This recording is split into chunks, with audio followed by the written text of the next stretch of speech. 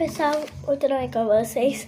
Hoje, lembra do vídeo passado que eu gravei que uma menina me mandou um squeeze de Donald, só que dessa vez ela me mandou outro, só que diferenciado. Gente, olha, e dessa vez também veio um brinde, tá? Só que eu acho que vem 3. E é de Donald também. Vou tirar o filtro pra vocês verem. Aqui. De Donald, tem como vocês verem o Donald aqui, um donutzinho. E um donutzinho aqui. E aqui atrás só tem um coração. Gente, olha isso. Calma aí. Eu acho que eu tô segurando a coisa, ó. Meio dura. Vamos abrir? Como eu tô vendo a referência, tem como abrir aqui, ó. Pra puxar. Puxar mesmo pra abrir. Gente, eu vou pegar a tesoura. Eu só volto. Voltei.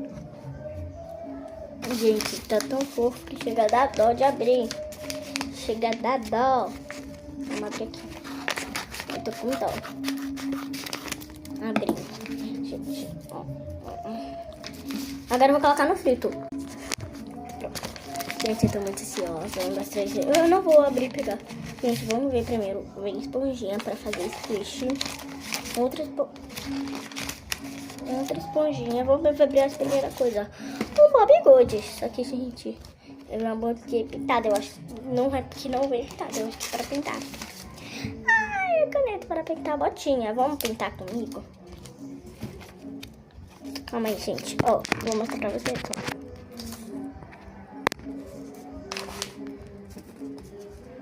Vocês verem. Tá melhor assim, né?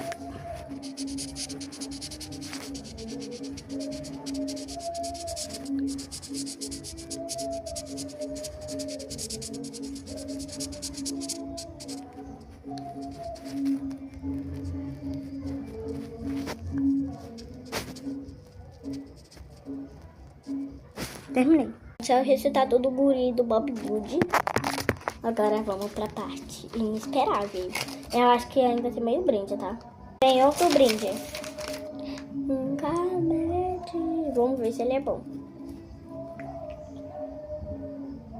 Olha, com glitter e é bem rosinha.